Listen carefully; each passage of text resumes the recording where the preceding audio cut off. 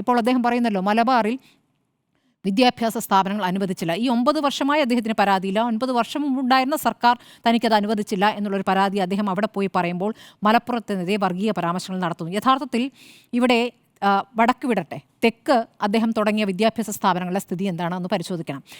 സ്വാശ്രയ മേഖലയിൽ അവർക്ക് ഇപ്പോൾ 15ഓളം സ്ഥാപനങ്ങളുണ്ട്.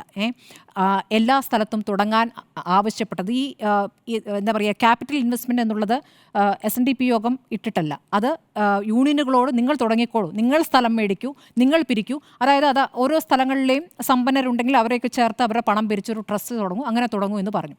അങ്ങനെ തുടങ്ങിയ പല സ്ഥാപനങ്ങളും മുന്നോട്ട് പോകാൻ ആവാത്ത വിധത്തിൽ പൂട്ടിപ്പോയിട്ടുണ്ട്. പൂട്ടിപ്പോയ സ്ഥാപനങ്ങളുടെ കണക്കുണ്ട്. കോതമംഗലത്തുള്ള സംവിധാനം അവിടെ സാമ്പത്തിക പ്രതിസന്ധിയാണ്. കോട്ടയത്ത് സാമ്പത്തിക പ്രതിസന്ധിയാണ്. അടിമാലിയിൽ SNDP യൂണിയൻ തുടങ്ങിയ പുല്ലുകണ്ടത്തെ കോളേജ് അത് തുടങ്ങി, അത് യൂണിയൻ കടബാധ്യതയിലാണ്.